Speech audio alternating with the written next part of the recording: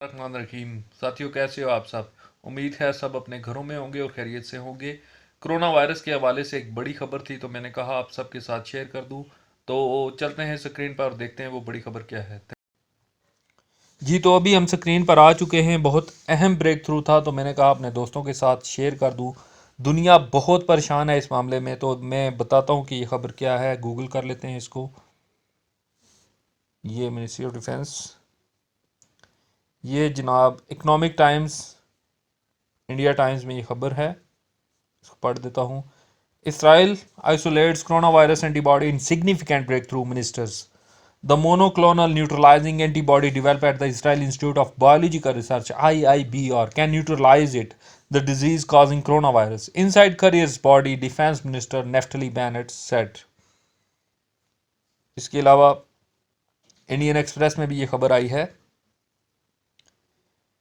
Israeli minister claims breakthrough in developing antibody against coronavirus. I am proud of the institute staff for this terrific breakthrough, Bennett said, adding that their creativity and the Jewish mind brought about this amazing achievement.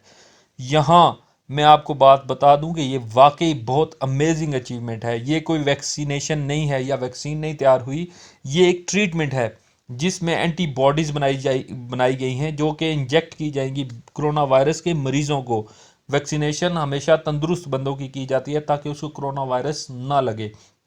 ये एक treatment है जो कि दी जाएगी corona virus के मरीजों को, और वो उसके साथ तंदुरुस्त हो जाएंगे, जो कि बहुत अहम डेवलपमेंट है। ट्रीटमेंट और वैक्सीनेशन में थोड़ा सा फ़र्क होता है।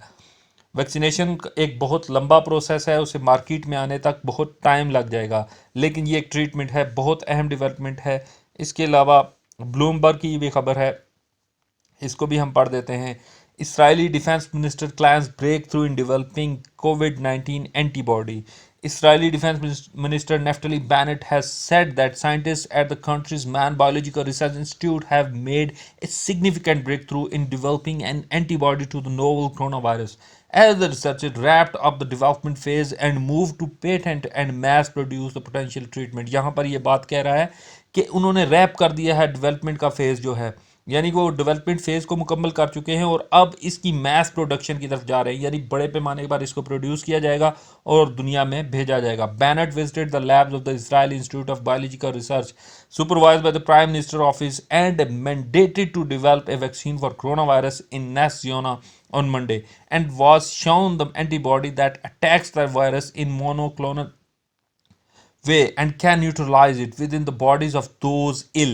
यानी बीमार बंदों के अंदर इसको भेजा जाएगा और उसको न्यूट्रलाइज किया जाएगा, उस का इलाज किया जाएगा। Statement from his office said, the statement said that the antibody develop had been completed, यानी वो अपना ये प्रोसेस कंप्लीट कर चुके हैं, and that institute was in process of patenting the find and in the next stage researcher will approach international companies, यानी अब वो इंटरनेशनल कंपनीज को अप्रोच करेंगे ताकि इस एंटीबॉडीज को कमर्शियली स्केल पर प्रोड्यूस किया जा सके।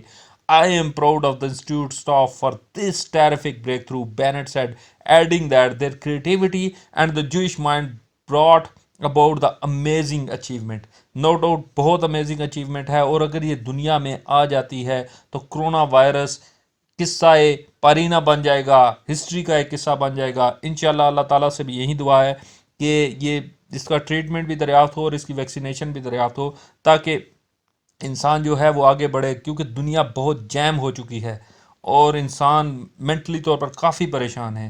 थैंक यू, अल्लाह ताला से यही दुआ है सब महफूज रहें। इसके अलावा भी बहुत से अखबारों में इसकी खबर आई है। फाइनेंशियल एक्सप्रेस में आई है, बिजनेस स्टैंडर्ड, हिंदुस्तान टाइम्स, यानी तकरीबन तमाम अखबारों ने इस खबर को छापा है। Thank you for listening and kindly like and share.